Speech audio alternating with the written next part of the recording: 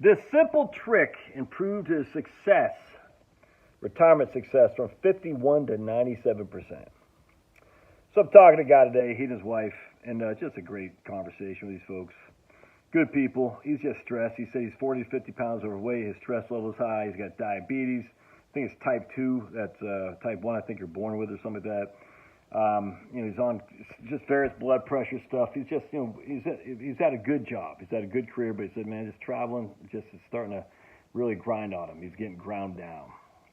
Anyway, so they moved from a pretty urban place to a more a nicer place, a nicer kind of community that's just out of the grind. You know what I'm saying? It's just he's relaxed there, but he still is like just getting out on the road traveling. So they got a nice house, expensive. And he's like, but he still got to travel on occasion. He's like, I just wonder if I can hang it up. His wife's cool with him hanging up. She has a job she likes. He makes a lot more money than she does, but she's doing okay. And we're running the numbers, and initially it came into Monte Carlo a 51% probability of success, and I could tell he was just like, man, I was hoping not. And so look, I pre-plan for this stuff. So I crunched some numbers where I'm like, all right, how can we improve this? So I had a trick hidden up my sleeve to make these guys work, to make it work for them. But I wasn't going to tell them right out the gate. You know what I'm saying? I want to get a gauge of what they're doing and stuff like that. Anyway, so we get down to it, and I'm like, all right, let's clutch some numbers here. So I click on the retirement to give us our Monte Carlo probability of success. And look, I don't care what anybody says, 51% is still pretty low. That doesn't make me comfortable. Because that means if you roll a dice, half the time you need to make some serious adjustments on your spending. Half the time you might be fine, but that's not a good enough probability for me. And I use pretty conservative numbers, by the way. I'm only giving this guy 4.9% expected rate of return with a 10.5% standard deviation. So what that means is I'm basically giving a 5% average rate of return with a 10% volatility around the average rate of return. Within 3 standard deviations, that means on any given year, he could be down 25%, which is exactly what happened in 2008. So I'm coming at you pretty negative. But remember, historically, our rates of return for a 60-40 portfolio are much, much higher than 4.9. You see what I'm saying?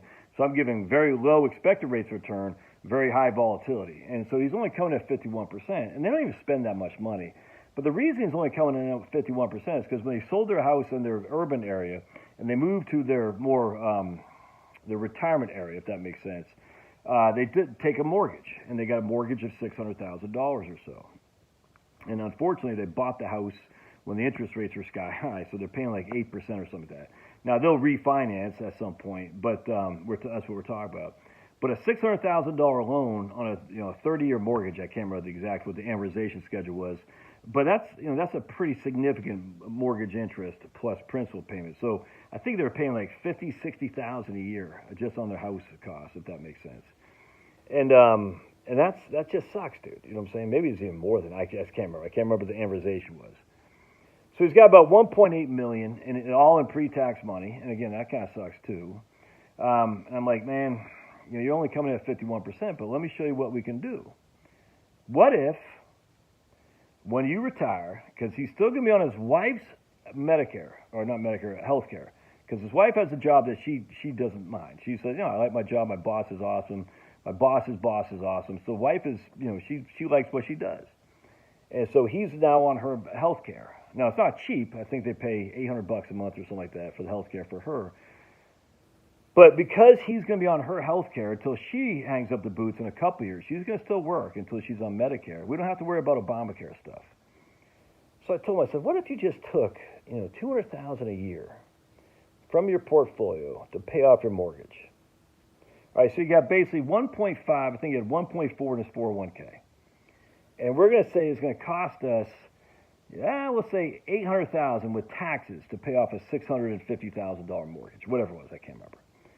But it's going to cost us $800,000 because what we're going to do is we're going to take off $200,000 a year, and over a course of 3 to 4 years to pay off that mortgage. And that $200,000 a year plus your wife's income will they'll be in the middle of the 24% tax bracket.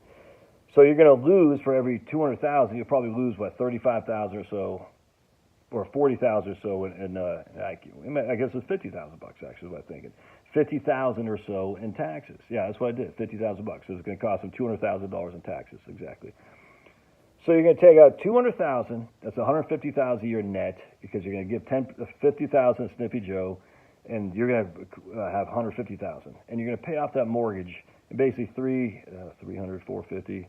Yeah, basically 4 years.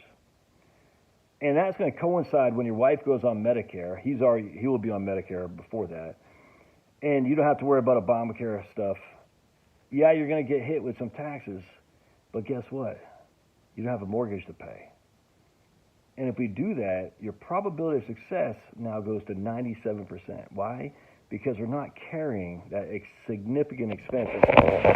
Not only is that significant expense expensive from a mortgage interest perspective, because the interest rate is 8%, but you have to pay tax on the money to pay the interest as it is. So let's just say it's $80,000 a year. I can't remember exactly what it is to pay for his mortgage. You have to earn $80,000 a year just to pay the mortgage. That $80,000 a year you got to earn is going to cost you, we'll just say, an average 15% tax. That's another $10,000 to $12,000 a year in taxes just to pay the mortgage payment, which is heavily favored on the interest because you're just at the beginning of the 30-year amortization. So now what we're doing is we're going to wipe all that out in 4 fell swoops, 200, 200, 200, 200, be done with it, roughly. And when we're done with that, we don't have to make any money to pay off that mortgage. And so now, because they don't spend very much, all of our sudden our spending now drops by half. Because they spend about $5,000 a month. You know, they got a nice house, there's high property tax, the homeowners insurance isn't cheap, but still, we just knocked off about 40% of the total expenditures by reducing their portfolio. Now, part 2 of this is their interest is 8%. I'm only giving them a 4.9% rate of return on the portfolio. Oh, part 3 is they're saving Social Security until they're 70. All right? So basically, we're going to attack that portfolio pretty significantly for the next, I guess, 8 years or so. I can't remember exactly, maybe 7 years. 7 years. Because they're both going to wait till they're 70 to take Social Security. So I told him, I said, look, the worst case scenario is when you guys are on Social Security, you're making $90,000 a year without a mortgage. You tell me you can't get by on that if you ran out of money. You said, huh? You didn't run out of income. You might have ran out of portfolio value, but no, I'm not coming anywhere near that if they follow my strategy. But I said, you tell me you can't get by on $90,000 to $95,000 a year just for Social Security with no debt? Come on now. Of course they can. But the issue is we don't even want to have to go there. Because the 97% success rate says they have money when the woman, in this case, the wife, dies. We'll call her Marianne. When Marianne dies, what's the likelihood she has money left over? 97% of the time, she has money left over. If she did not do this strategy and pay off the mortgage, 51% of the time she has money. Dude, I'm telling you. See, and this is, lately I haven't had to do this. I've been saying the exact opposite. People say, man, I don't know if I would pay off the mortgage because their mortgage is locked in like 2 3/8, 2.375. I'm like, man, you're getting 5 at the bank right now. It's hard to make a justification if you're getting 5 to take that 5 you're getting and paying it against something that's costing you 2.5 for simplicity. In this case, exact opposite.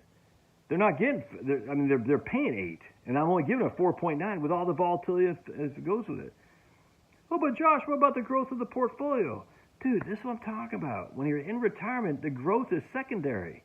We've got to use the portfolio the most efficient way possible. And the efficiency is like if I'm costing me 8 over here, I'm only expecting to get 5 over there. I don't care if I'm expecting to get 6 or 7 or even 8.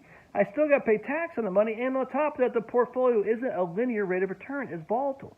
So I might be getting 8 on an average basis, but remember, sequence of return risk. I might not get 8. I might get negative 10, negative 20, negative 30 the first couple of years. If I do, I still get 8% mortgage. Anyway, so they were just freaking hog heaven. And, see what they do. But I was like, man, just bite the bullet, pay the tax, pay off the mortgage. It increases their probability of success significantly, almost doubled. All right. Love your thoughts. God bless. We'll see you.